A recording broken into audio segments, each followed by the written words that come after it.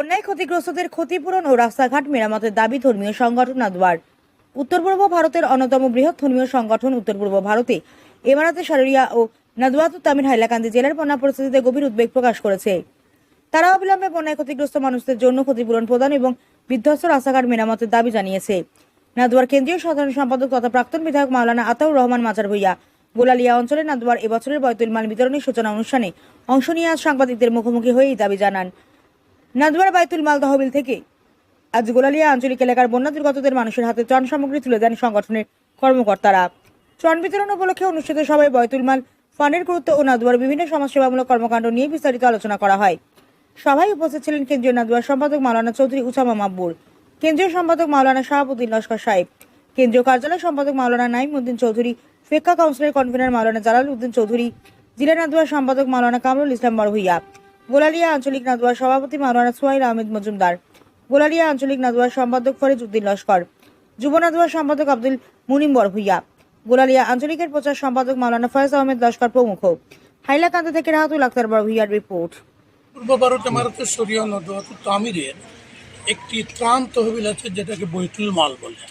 এই বৈতুল মালে আমাদের কর্মীরা, বিভিন্ন এলাকার কর্মীরা ধনী বিত্তবান মানুষদের জকাত বা ফিতরা এ ধরনের কালেকশন করে, এ ধরনের টাকা সংগৃহীত করে অত্যন্ত স্বচ্ছভাবে এগুলোর হিসাব রাখে এবং আমাদের কেন্দ্রীয় তহবিলে জমা দেয়। কেন্দ্রীয় তহবিল থেকে আমরা 80% যে এলাকা থেকে কালেকশন হয় সে এলাকায় 80% বন্টনের জন্য ফেরত দেই এবং তারা একটা কমিটির মাধ্যমে উপযুক্ত ব্যক্তিদের সিলেক্ট করে বন্টন করে। বাকি 20% আমাদের কেন্দ্রীয় তহবিলে থাকে, যেটা দ্বারা আমরা ডাক্তার, ইঞ্জিনিয়ার বা বড় কোনো মাদ্রাসায় পড়া শিক্ষারত গরিব ছাত্র, মেধাবী ছাত্রদের সাহায্য করি, অসহায় মানুষদের গৃহ নির্মাণের জন্য সাহায্য করি, আরও বিভিন্ন জটিল রুগীদের চিকিৎসার জন্য আমরা সাহায্য করি, আরও অনেক কিছু জনসেবামূলক কাজ করি, যেটা প্রতিষ্ঠা করেছিলেন অত্যন্ত বিচক্ষণ আলিম মৌলানা আব্দুল জলিল চৌধুরী এবং এটা আরও সুন্দরভাবে পরবর্তীতে চালিয়ে গিয়েছেন তারই প্রদর্শিত পথে মৌলানা তৈবুর বড়ভূইয়া এবং বর্তমান আমির ইউসুফ আলী সাহেবের নেতৃত্বে এগোনো চলছে।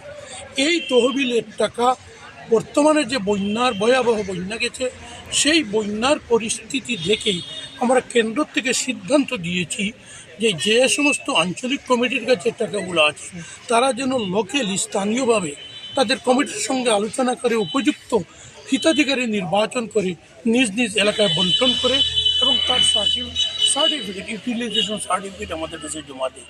সেই হিসাবে আজ এই গোলালিয়া আঞ্চলিকে 1,12,000 টাকা বন্টনের আজকে সূচনা করলাম। তাদের টাকা দিয়েছি। অনুরূপভাবে উত্তর হাইলাকান্দি, মোহনপুর, নারায়ণপুর এবং উত্তর নারায়ণপুর, আলগাপুর এই কয়েকটি আঞ্চলিক কমিটিকে 80% হিসাবে প্রায় 4.5 লক্ষ টাকার উপরে আমরা দিয়ে দিয়েছি। তারা এগুলো বন্টন করবে। আজকে আমরা এটা সূচনা করলাম। আজকে দেখা গেছে দেওয়া হয়েছে, কি বলবেন? আমরা বন্টন করার সময় প্রথমত মুসলমানদের মধ্যে নদওয়া জমিয়ত আহলে সুন্নাত কোনো পার্থক্য করি না, সবাইকে সমানভাবে দিই এবং যেহেতু আমরা পার্শ্ববর্তী অমুসলমান ভাই বোনেরা আছেন, গরিব, তাদেরও দেওয়া ইসলামী বিধানে আছে। একমাত্র পার্থক্য পরিষ্কার বলা দরকার, তাদের জকাতের টাকা দিলে জকাত আদায় হয় না, সুতরাং আমরা তাদের জকাতের 1 টাকাও দিই না। অন্যান্য হেড থেকে আমরা কালেকশন করি, আমাদের কর্মীদের কাছ থেকে আমরা কালেকশন করে অমুসলমান ভাই বোনদেরও আমরা দিয়ে থাকি। এই কিছুদিন আগে হাইলাকান্দিতেও দিয়েছি, বিভিন্ন জায়গায় দিয়েছি, বিভিন্ন এলাকায় আমরা দিয়েছি। আপনাদের বাৎসরিক যেটা বন্টন শুরু হয়ে গেছে না, এটা শুধু বন্যা কবলিত এলাকায় আপনারা বিতরণ করছেন? না, আমরা আজকে থেকে এটা যেটা শুরু হলো বন্যা কবলিত এলাকার সঙ্গে সঙ্গে প্রতিটি আঞ্চলিককে আমরা নির্দেশ দিয়ে দিয়েছি তারাও যেন নিজ এলাকায়